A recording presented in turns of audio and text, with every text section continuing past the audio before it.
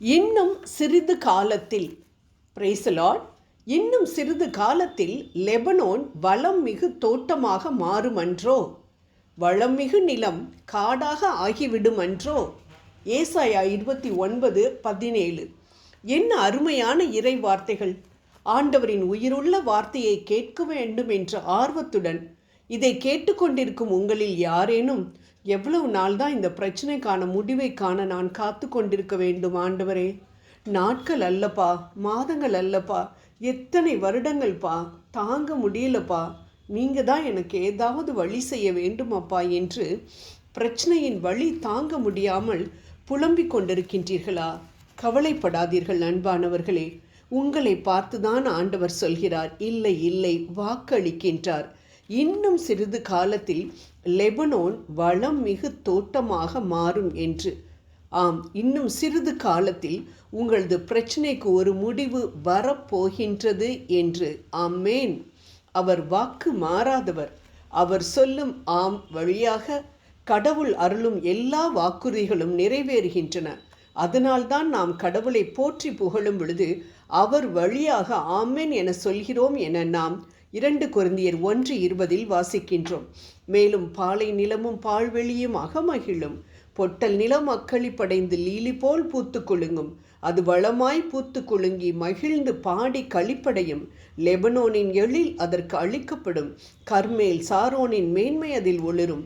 ஆண்டவர் மாட்சியையும் நம் கடவுளின் பெருமையையும் அவர்கள் காண்பார்கள் என்று ஏசாயா 35:1 மற்றும் 2 பார்க்கின்றோம். அதனால் தளர்ந்து போன கைகளை திடப்படுத்துங்கள், தள்ளாடும் முழங்கால்களை உறுதிப்படுத்துங்கள், உள்ளத்தில் உறுதியற்றவர்களை நோக்கி திடன் கொள்ளுங்கள், அஞ்சாதிருங்கள். இதோ உங்கள் கடவுள் பழி தீர்க்க வருவார், அநீதிக்கு பழி வாங்கும் கடவுளாக வந்து உங்களை விடுவிப்பார். ஏசாயா 35:1-4 வரை என்று நாம் பார்க்கின்றோம். ஆம், முடிவு காணா பிரச்சனைகளினால் சோர்ந்து போயிருக்கும் நமக்கு ஆண்டவர் தரும் ஆறுதலான வார்த்தைகள் இவை. அன்பானவர்களே, இவ்வார்த்தைகளை உங்களுக்கு ஆண்டவர் அருளும் வார்த்தைகளாக எண்ணி இதை முழுமையாக நம்பி ஆண்டவரிடம் சொல்வீர்களா? ஆண்டவரே, அப்பா, உங்களுடைய வார்த்தைகள் உயிருள்ள வார்த்தைகள்ப்பா, நீங்கள் சொன்னதை செய்கிறவங்கப்பா, செய்கிறத தான்ப்பா நீங்கள் சொல்லுவீங்க.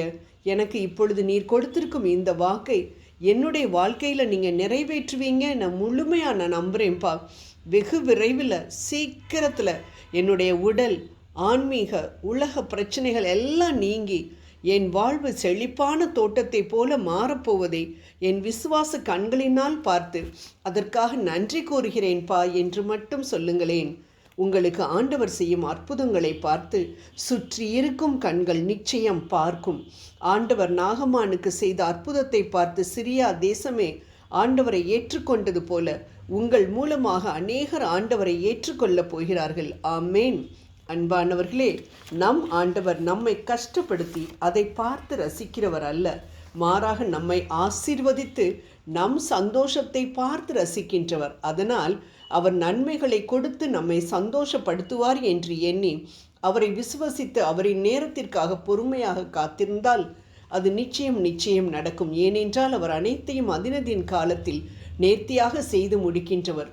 ஒவ்வொன்றுக்கும் ஒவ்வொரு காலத்தையும் அவர் செட் பண்ணி வைத்திருக்கிறார். அதை அவர் குறைப்பதும் இல்லை, நீட்டுவதும் இல்லை. இதை மோசேயின் வாழ்க்கையிலிருந்து நன்கு நாம் அறிந்து கொள்ளலாம். 3 மாதம் வரைக்கும் வீட்டில் ஒளித்து வளர்க்கப்பட்ட பொழுது மோசே அழுதிருந்தால் அவர் உயிர் போயிருந்திருக்கும்.